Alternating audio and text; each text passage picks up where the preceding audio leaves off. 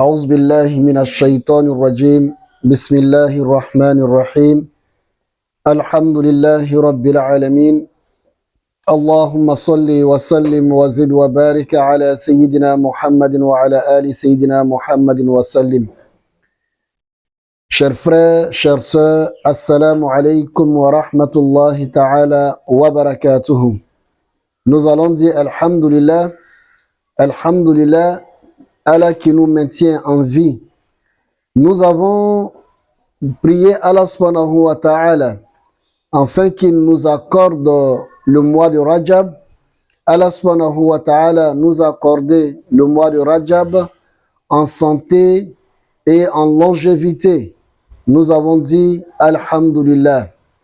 Et aujourd'hui, par la grâce de Dieu, Allah nous accorde encore un autre mois qui est le mois de Sha'ban.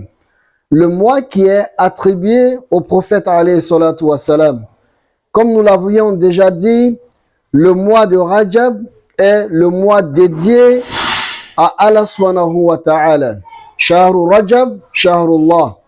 Mais le mois de Sha'ban, c'est le mois qui est attribué au prophète alayhi salatu wassalam. Donc nous disons Alhamdulillah.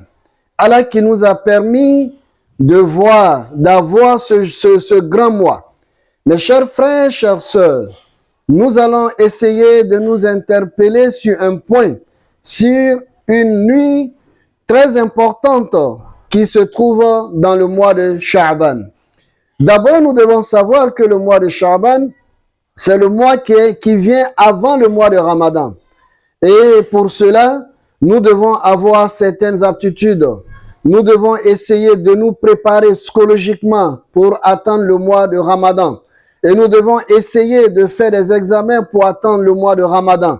Mais aujourd'hui, nous allons parler particulièrement de la nuit du 15 de Sha'ban. Allahu Akbar. La nuit du 15 de Sha'ban, c'est une nuit qui est très très importante. Très importante. Il y a des savants qui disent que la nuit du destin, c'est le jour, c'est la nuit où Allah subhanahu wa ta'ala prend la décision finale sur ce qui va être fait durant l'année. Mais la nuit du 15 Sha'ban, c'est le jour et c'est la nuit où Allah subhanahu wa ta'ala décide ce qui va se faire durant l'année. Décide ce qui va être fait durant l'année. Voilà pourquoi il est recommandé pour chacun d'entre nous, durant cette nuit, de ne pas laisser sans faire quelque chose. Déjà, ça tombe sur les 3 jours du jeûne mensuel, ce qui voudrait dire, pour ceux qui ont la facilité de jeûner, il faut déjà jeûner au 14e jour. Ça veut dire pour cette année, ça serait le mardi. Donc le mardi prochain, on recommande aux musulmans, celui qui peut jeûner déjà même à partir du lundi. Lundi, c'est le 13, mardi, le 14 et mercredi, le 15. Donc déjà, on peut déjà jeûner parce que c'est un mois, comme dans un hadith rapporté par notre mère Aïcha, elle dit que le prophète alayhi salatu wassalam, le mois durant lequel il jeûnait le plus, c'était le mois de Sha'ban. Donc le mois de Sha'ban, c'est un mois d'adoration. Mais le fait que la nuit du 15 soit une nuit très importante en islam, on va recommander aux musulmans en plus du jeûne, de ne pas laisser cette nuit sans rien faire. Oui, il faut organiser des séances de lecture du Saint-Coran. Si on sait lire, nous-mêmes, on peut lire pour nous et pour la famille. Si on ne sait pas lire et qu'on a les moyens, on peut inviter des imams, des oustas à venir faire la lecture chez nous à la maison le mardi, c'est-à-dire le mardi soir, pour entrer dans le mercredi, si on peut.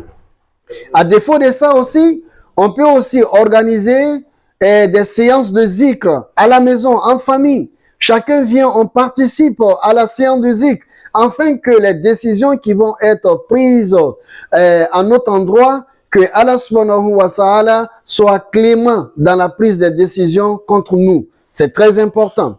Maintenant, pour la nuit, ça, ce sont des choses, des prières qu'on peut faire de façon collective, la lecture du Saint-Coran, des séances de zikr, Mais la nuit, si je peux me lever, nous avons trop de problèmes. Donc, il faut se lever tard dans la nuit et faire, même s'il ne serait que 2 rakats. Et après cela, le zikr qu'on peut faire, Astaghfirullah, Subhanallah, Alhamdulillah, La ilaha illallah, Allahu Akbar. Donc, ce sont des choses qu'il faut faire. Et pour ceux qui savent lire la sourate Yasin, il y a des sages qui nous recommandent de faire 3 fois la sourate Yasin.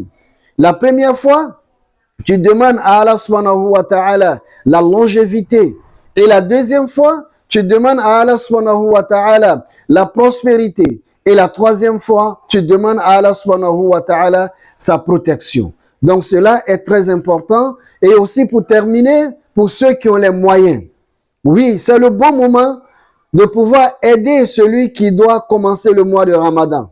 C'est pas en fin de mois de Ramadan qu'il faut aider. Si on a les moyens, à partir du 15 jusqu'à avant le Ramadan, il faut déjà programmer et aider ceux qu'on veut aider pour qu'ils puissent commencer le mois de Ramadan dans de meilleures conditions. Donc à cet effet, durant cette nuit, ça veut dire la nuit du 15 et le 15, celui qui a les moyens, on peut faire des dons. On peut faire des sacrifices. On peut essayer de soutenir financièrement certaines personnes. Donc, chers frères, chères sœurs, cela est très important. Il va falloir que nous nous préparions pour que cette nuit ne passe pas inaperçue. Assalamu alaikum wa rahmatullahi ta'ala wa barakatuh.